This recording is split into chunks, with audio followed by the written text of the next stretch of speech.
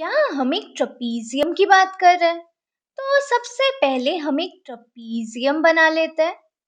ये हो गया trapezium A B C and D, जिसमें ए बी और सी डी दोनों पैरेलल साइड्स हैं।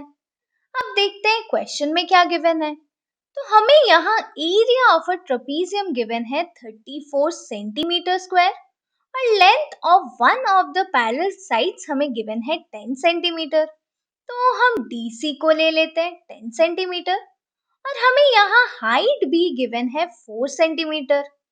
अब देखो ट्रपीजियम में distance between two parallel sides को हम बोलते हैं हाइट। तो यहाँ ये डिस्टेंस हमें गिवन है 4 सेंटीमीटर।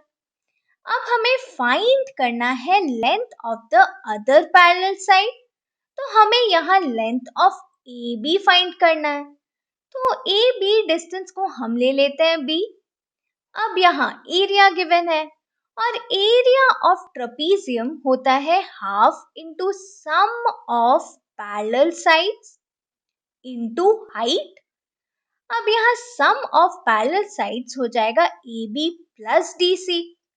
अब डी सी तो हमें गिवन है 10 और ए बी को हमने b लिया था। तो सम ऑफ पैरेलल साइड्स हमें मिल गया b प्लस 10। तो ये हो जाएगा half into B plus 10 into height हमें गिवन है 4। तो यहाँ से हमें एरिया ऑफ ट्रपीजियम मिल रहा है half into B plus 10 into 4 और एरिया हमें ऑलरेडी गिवन है 34। तो हमें मिल गया 34 is equal to half into B plus 10 into 4। तो पहले इतना लिख लेते हैं। अब यहाँ से हम 2 को लेफ्ट पे लेके जाएंगे तो हमें मिलेगा 34 into 2 is equal to 10 plus B into 4। अब 34 इंटू 2 करेंगे तो हमें मिलेगा 68। तो 68 हो गया 10 प्लस बी इंटू 4।